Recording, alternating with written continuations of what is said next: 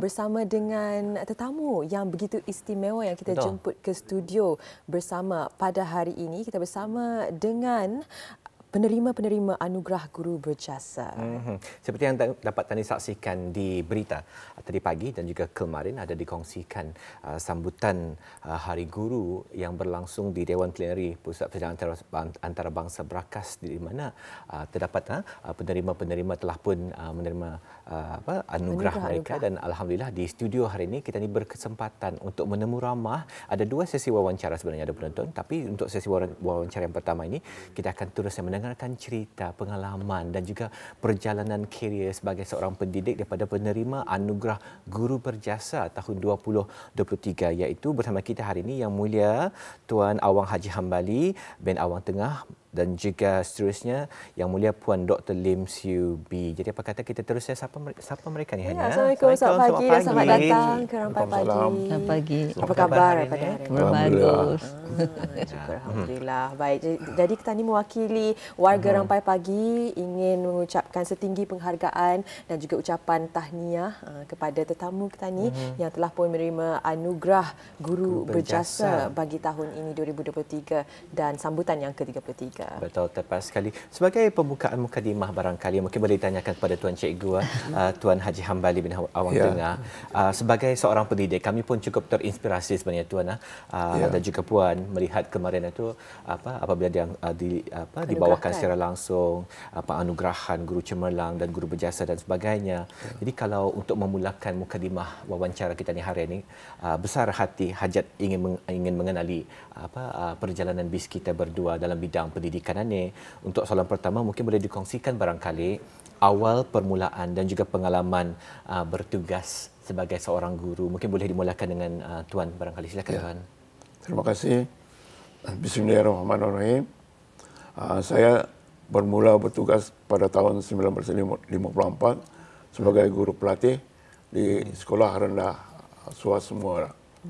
Selepas itu ke Sekolah Menengah Samja mengajar darjah 9. Kemudian apabila membuka SMMP, Sekolah Menengah Melayu Pertama, saya juga mengajar di sekolah tersebut sehingga ke Maktab Paduka Seribu Gawan Jalan Muara. Kemudian berpindah kepada Maktab SUAS. Selepas itu saya dipinjamkan oleh Kementerian Pendidikan sebagai pegawai pelajaran di Angkatan Bersenjata Diraja Brunei selama 2 tahun. Kemudian saya telah kembali bertugas di Kementerian Pendidikan di Maktab Institut Pendidikan Sultan Hassan Al-Bolkiah Kadung. Dan terakhir selama 10 tahun saya berkhidmat di Kementerian Pendidikan bahagian Jabatan Perkembangan Kurikulum sehinggalah bersara tahun 1983. Jadi perjalanan yang begitu panjang bermula dari mendidik di sekolah rendah sampai ke Institut Pengajian Tertinggi. Jadi pastinya dapat dikongsikan nanti apa antara cabarannya tu Cikgu. Baik, seterusnya Dr. Lim Siew B. Bagaimana pula dengan Doktor? Apakah antara pengalaman dari titik permulaan sehinggalah besar? Saya mula mengajar di Sekolah Rendah SUAS Muara pada tahun 1973. Selepas itu saya mengajar di Sekolah Menengah Berakas. Lepas itu saya ditugaskan di Maktab Perguruan apabila saya mendapat ijazah pertama. Mengajar di Maktab Perguruan. Lepas itu di Institut Pendidikan apabila saya mendapat Master in Education. And then disarupkan sama Universiti Brunei Darussalam. Di sini saya ada perbezaan pengajaran di sekolah rendah, sekolah menengah dan di Institut Pendidikan. Di Institut Pendidikan tugas saya adalah melatih pelajar-pelajar untuk menjadi guru. Kaedah mengajar tak sama. Di sekolah rendah more or less rote learning mula-mula tahun-tahun dulu. Sudah tu di Institut Pendidikan kaedahnya adalah hands-on, discovery learning.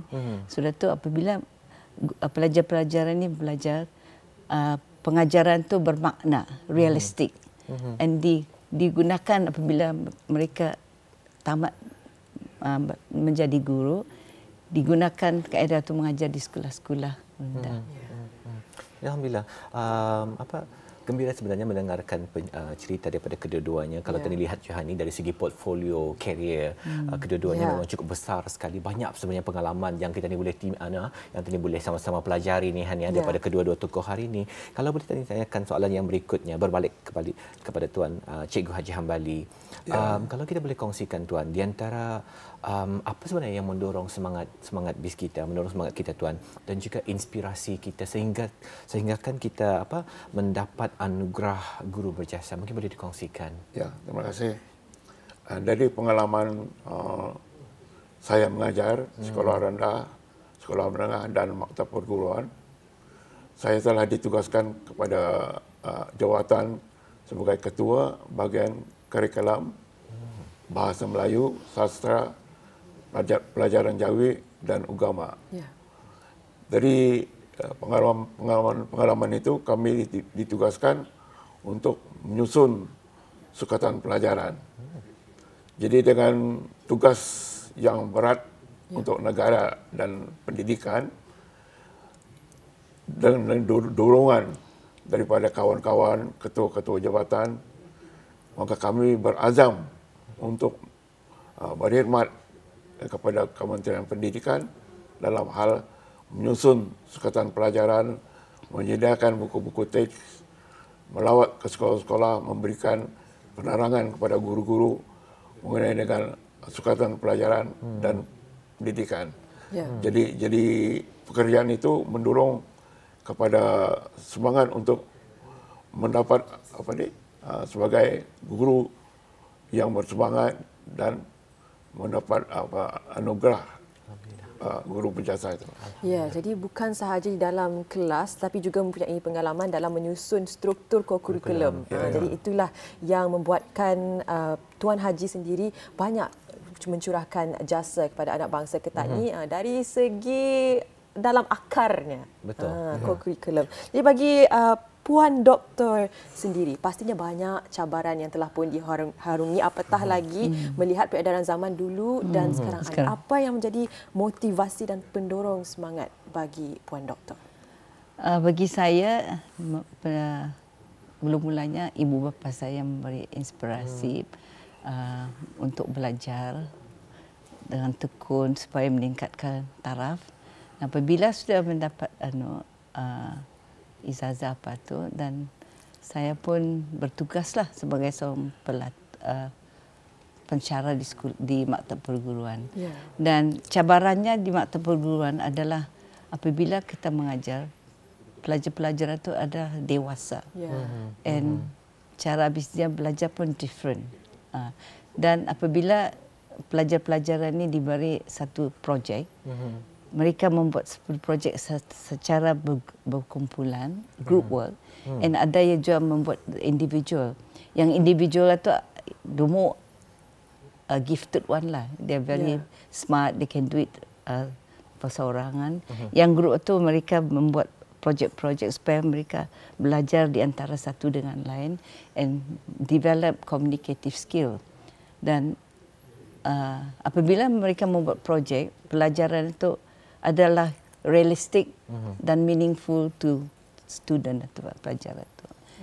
Itu adalah satu cabaran. Apabila penuntut boleh mendevelop skill, communicative skill and thinking skill, saya sebagai guru sangatlah senang hati pencapaian itu nampak terhadap. Atau sebenarnya apa kepuasan yang sebenar sebagai seorang guru ni apabila menyaksikan apa yang tadi sampaikan, ilmu tadi sampaikan kepada pelajar ini dapat diterima oleh pelajar. Jadi kalau boleh dilanjutkan lagi soalan itu, kalau boleh tanyakan balik kepada Tuan Haji Hambali, kalau boleh kita kongsikan Tuan dalam karier kita sebagai seorang pengajar, sebagai seorang guru, di antara inisiatif yang pernah BIS kita lakukan dalam pada kita ni menarik minat pelajar-pelajar untuk sama-sama menaruh 100% konsentrasi dan juga memahami ilmu yang Teju bersampaikan. Mungkin boleh dikongsikan sedikit tips barangkali untuk saya dan Hani dan juga penonton di Rampai Pagi. Ya, terima kasih. Sebagai seorang guru, dia harus menyiapkan dirinya itu dengan ilmu yang dipelajarinya untuk disampaikannya kepada murid-murid atau penuntut-penuntut. Jadi ilmu keguruan itu penting bagi seorang guru dalam apa bidang sekalipun.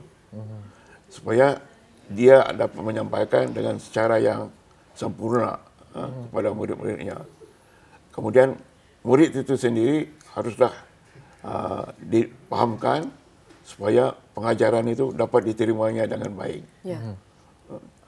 Kemudian sekarang dalam era peperiksaan, di mana peperiksaan yang sudah itu sebagai panduan untuk guru itu menerjemahkan semula kepada soalan-soalan yang akan datang. Supaya murid-murid itu tahu bagaimana cara menjawab soalan-soalan dan sebagainya. Karena saya juga pernah sebagai seorang pembuat soalan dan pemeriksa soalan, pemeriksa kertas-kertas peperiksaan. Ya, jadi itulah sebenarnya bukan sahaja konten itu yang guru harus memahami dan didik kepada penuntut, tapi penuntut itu sendiri harus juga difahami. Ya, difahamkan. Betul. Individual needs ataupun keperluan individu bagi penuntut-penuntut itu. Jadi menunjukkan kepentingan kita ini memahami ilmu psikologi untuk psikologi memahami pelajar-pelajar. Mungkin kalau boleh ditanyakan, di studio hari ini sebenarnya ada penonton, ada dibawakan di antara anugerah yang telah pun diterima kemarin.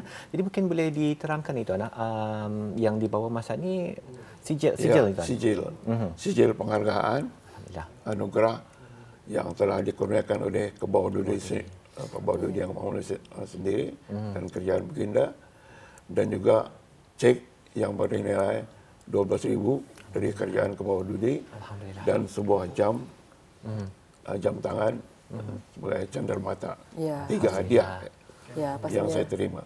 Ya, satu anugerah untuk menghargai jasa bakti yang telah pun dicurahkan. Mungkin boleh mengongsikan antara perasaan apabila telah pun diberi anugerah ini, Puan Doktor. Saya sangat-sangat gembira menerima anugerah yang diberikan daripada Kebawah Duli dan lagi menghargailah sebab pencapaian saya sebagai seorang guru. Ya, cakap mengenai dengan pencapaian, apa antara inisiatif dan usaha yang telah pun dilakukan dan mungkin seterusnya pesanan dan nasihat kepada guru-guru sebagai motivasi dan pendorong untuk terus bersemangat dalam mendidik anak bangsa? Bagi saya sebagai seorang guru, tak semestinya mengajar pelajar-pelajar dalam bilik darjah. Bagi saya, sumber-sumber pengajaran ini, kawasan-kawasan sekolah itu dapat digunakan sebagai sumber pengajaran. Pelajar-pelajar dibawa keluar, terutamanya mengajar sains. Mengajar sains misal bahagian bunga, petals, sepals, calyx, all those. You take the student out keluar and mereka mengobserve bahagian-bahagian bunga itu. Belajar secara realistik. Learning by doing and minds on and hands on orang realistik, and mereka akan faham apa yang dia belajar konsep itu. Saya pun bersetuju kalau tadi lihat pun dari segi teori pendidikan, hands on learning by doing ini mempunyai dari segi piramidnya impaknya lebih tinggi di atas, lebih bertahan lama. Mungkin kalau boleh diberikan peluang kepada Tuan Haji Hambali, pesanan barangkali Tuan kepada bakal guru ataupun yang bertugas sebagai guru masa ini, apa pesanan kita sebenarnya dengan sambutan Hari Guru yang ke-33? Silakan Tuan. Saya berpengalaman menjadi guru selama 39 tahun. Jadi seorang guru itu harus sudah menyiapkan dirinya dengan ilmu keguruan, terutama perubahan-perubahan baru, teknologi baru, media baru, dan peralatan-peralatan, buku-buku haruslah digunakan dengan sebaiknya kepada guru-guru itu sendiri. Kemudian persiapan-persiapan sebelum mengajar itu haruslah ada, supaya apabila sampai di kelas kita dengan mudah menyampaikan pelajaran itu kepada murid-murid. Ya, jadi itulah antara tips yang boleh digunakan oleh guru. Jadi mungkin dalam beberapa masa yang kita ni ada ucapan kepada guru-guru yang sedang menonton Rampai Pagi pada hari ini. Ucapan selamat Hari Guru. Silakan Puan Doktor. Ya. Bagi saya, guru-guru di sekolah mestilah ada komitmen, dedication and caring and become resourceful person. And then sebagai seorang guru, kita mesti menghormati pelajar-pelajar. And pelajar-pelajar, apabila kita menghormati pelajar-pelajar, pelajar akan menghormati kita. Mestilah begitu. Dan mestilah bekerja rajin dan tekun, menggunakan kaedah-kaedah yang terkini seperti software yang interaktif. And pelajar-pelajar itu akan mendevelop skill, learning skill, communicative skill and thinking skill. Saya amat tertarik satu yang cukup kuatlah yang cukup disampaikan tadi, dikongsikan, kepentingan kita ni menghormati, respect. Bukan hanya pelajar hormatkan gurunya, tapi guru sama-sama menghormati kepentingan pelajar untuk belajar, dan juga tadi hormat akan ilmu yang akan disampaikan dan akan diterima Tuhan ya. Ya, dan insya-Allah dalam tujuan menambah lagi keberkatan kita ni dalam mendidik, kerana kita ni percaya bahawa pelajar-pelajar ini adalah manusia yang mempunyai individual needs sendiri dan kehidupan yang tersendiri. Jadi terima kasih kepada tetamu kita ni yang begitu istimewa yang telah pun kita ni jemput ke studio pada hari ini. Terima kasih kepada Yang Mulia Tuan Awang Haji Hambali bin Awang Tengah dan bersama juga Yang Mulia Puan Dr. Lim Siew Bee sebagai penerima anugerah Guru Berjasa tahun 2023. Di kesempatan ini ingin mengucapkan terima kasih dan insya-Allah kita akan bersua lagi di lain kesempatan. Assalamualaikum. Jumpa lagi. Selamat Hari Guru. Selamat Hari